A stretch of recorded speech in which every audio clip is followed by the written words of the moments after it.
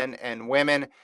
The finalists for the men. We'll do the men first. Sean Burrell of LSU, Tadesse Worku, Erriyon Knighton, Sasha Zoya, and Emmanuel Wanyoni. Women's side. Well, we'll get to women next. Do you have a pick here? Who do you think it should be? Let me read their credentials here. Burrell, U20 record in the 400 hurdles, NCAA champ. Knighton, fourth at the Olympics, U20 200 record, U18 200 best. Wanyoni won World U20s. Worku, World U20 3K champ and second in the 5K. And he's had leading times for U20 in the 3, the 10, and then the 10K on the roads. He also set the senior Ethiopian 10K record on the roads.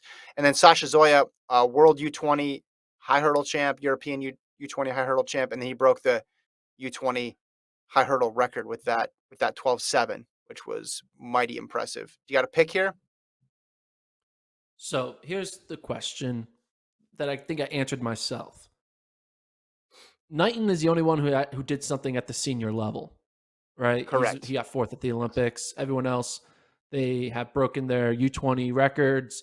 They went on to win the U20 championships or get second or first or whatever. So in my mind, I think Erriyon Knighton is the lock because he got fourth at the Olympics. No one else even ran at the Olympics, or maybe they did, but it's not noted. Now you can look at like some of these other athletes who kind of dominated the U20 circuit, like Emmanuel Wanyonyi. I don't know how to say his last name. Call him Emmanuel from Kenya.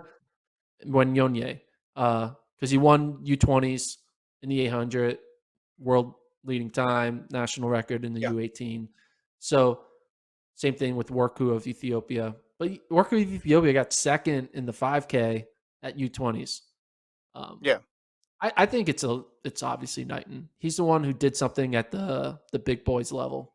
So I would go with Knighton from his fourth place finish at the Olympics. And he qualified in the men's 200 in the US, which is even harder. Like, I know it's hard for an 800 meter runner to qualify in Kenya, but it's hard for a 200 meter runner to qualify in the US. So I'll give it to Knighton. I look at it the same way you do, even though this is a junior award. I look at it as, well, what did you do against senior level competition? I don't know if that sentiment is shared throughout the world, but that's my perspective of it.